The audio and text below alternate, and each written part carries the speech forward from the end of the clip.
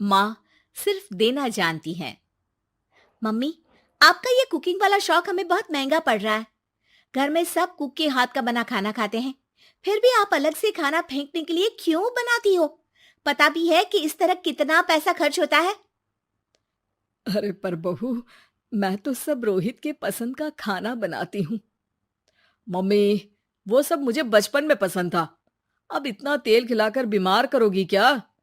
वैसे भी मैं पूरा समय कभी क्लाइंट तो कभी बॉस के साथ मीटिंग में रहता हूँ। इसलिए आप अपनी बर्बादी को मेरा नाम तो मत ही दीजिएगा। ये है पिंकी की सास निर्मला, जिन्हें सबको अपने हाथ का खाना खिलाना बहुत अच्छा लगता है, लेकिन राहुल और पिंकी को ये पसंद नहीं है। इसी के चलते वो निर्मला को खाना बनाने के लिए 10 बातें सुनाकर वहां से चले जाते हैं। मेरे मन में तो सिर्फ अपने बच्चों के लिए प्यार है, पर शायद अब उन्हें मेरी जरूरत नहीं है। मुझे गांव वापस चले जाना चाहिए। जहां एक तरफ निर्मला दोबारा गांव जाने के बारे में सोच रही होती है, वहीं उसका पोता परम अपनी दादी के शौक को प्रोफेशन में बदलने का आइडिया सोच रहा होता है। अगली सुबह निर्मला गांव वापस जाने के लिए कपड़े पैक कर ही रही होती है कि परम फोन लेकर दादी के पास पहुंचता है। दादी, आप कहीं नहीं जाओगी? अरे नहीं बेटा, मेरा गांव चले जाना ही ठीक रहेगा। इससे तुम्हारे मम्मी पापा की सारी दिक्कतें भी खत्म हो जाएगी। दादी, वो तो ना आपके आने से पहले कम थी और ना ही आपके जाने से खत्म होगी। उन्हें हमेशा पैसों की टेंशन में ही रहना है।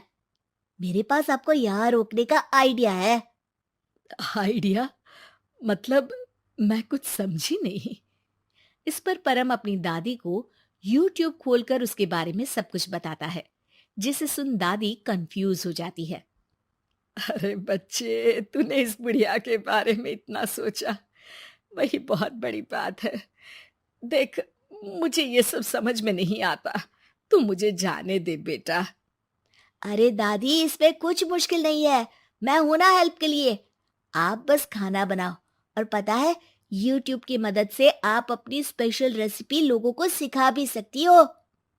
अच्छा, ऐसा भी हो सकता है? मतलब, बस घर बैठे मैं दूसरे लोगों को सिखा दूंगी? सिर्फ कुछ लोगों को नहीं, पूरी दुनिया को सिखा सकती हो, और उसके लिए आपको सिखाने के पैसे भी मिलेंगे दादी। इस पर बहुत देर तक दादी को YouTube के बारे में समझाकर आखिर में परम उन्हें कन्विंस कर ही लेता है, जिसके बाद वो गांव जाने का प्लान कैंसिल कर YouTube चैनल शुरू कर देती हैं। हमने ये शुरू तो कर दिया, पर इससे कहीं रोहित और पिंकी को दिक्कत ना हो बेटा। दादी, वो आपके बारे में नहीं सोचते तो आप क्यों उनके बारे में इतना सोच रही हो? इसके बाद दादी पोता मिलकर खाने की वीडियो और साथ ही उनके ट्यूटोरियल की वीडियो बनाकर उन्हें YouTube चैनल पर अपलोड करने लगते हैं। सब खुशी से चल रहा होता है कि कुछ हफ्तों में ही पिंकी को इसकी खबर हो जाती है। हमारी पीठ पीछे घर में ये सब क्या चल रहा है? अरे मम्मी, आपको तो अपना टाइम पास करना है, पर उसमें मेरे बेटे का फ्यूचर क्यों खराब कर रही हो? पढ़ाई के टाइम आपके साथ किचन में लगा रहेगा तो फेल ही हो जाएगा ना। वैसे इस YouTube वाले के शौक के लिए आप जो फैंसी डिशेस बना रही हो, उसके पैसे कहाँ से आ रहे हैं? मम्मी, आपको हमेशा पैसों की चिंता ही क्यों लगी रहती है? और रही बात मेरी पढ़ाई की, तो आपसे ज्यादा दादी को उसकी चिंता है। इसीलिए मेरी पढ़ाई के बाद ही वो ये काम करती है। परम, अपनी मम्मी से बात करने का ये कौन सा तरीका है? और मम्मी ने पैसों के बारे में कुछ गलत तो नहीं पूछा? जब घर में हम दोनों कमाते हैं, तो ये पूछने का अधिकार तो है कि पैसे कहाँ इस्तेमाल हो रहा है। मम्मी का ये जानना जरूरी बनता है। पापा, आप अपनी मम्मी से कैसे बात करते हो, ये तो मैं देख ही रहा हूँ। तो आपके मुंह से ये बातें तो अच्छी नहीं लगती।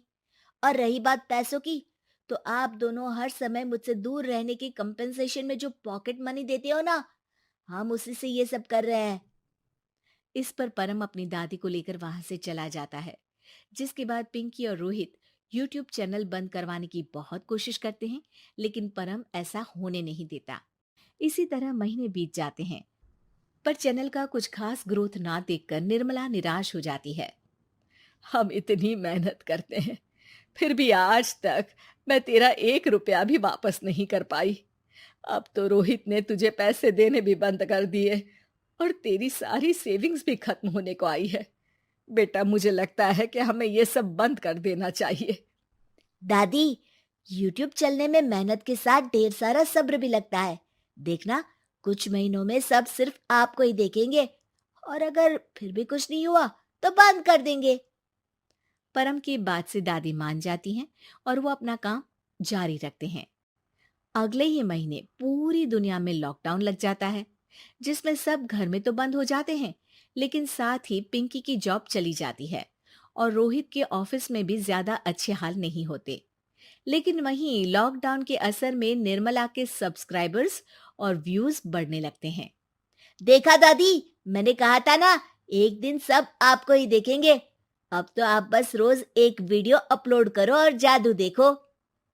इसी के साथ लॉकडाउन के कुछ ही महीनों में निर्मला खाने वाली दादी के नाम से सारे सोशल मीडिया पर फेमस हो जाती है, जिस वजह से अब उन्हें यूट्यूब के पैसों के साथ पेड एडवर्टीजमेंट और पेड प्रमोशन भी मिलने लगते हैं। उन्हीं पैसों की मदद से निर्मला अब बेटे बहू की नौकरी ना होने पर घर का खर्चा भी चलाने लगती हैं, जिसे देख रोहित और पिंकी को भी अपनी गलती का एहसास होता है और वो सब मिलकर निर्मला को सपोर्ट करने लगते हैं।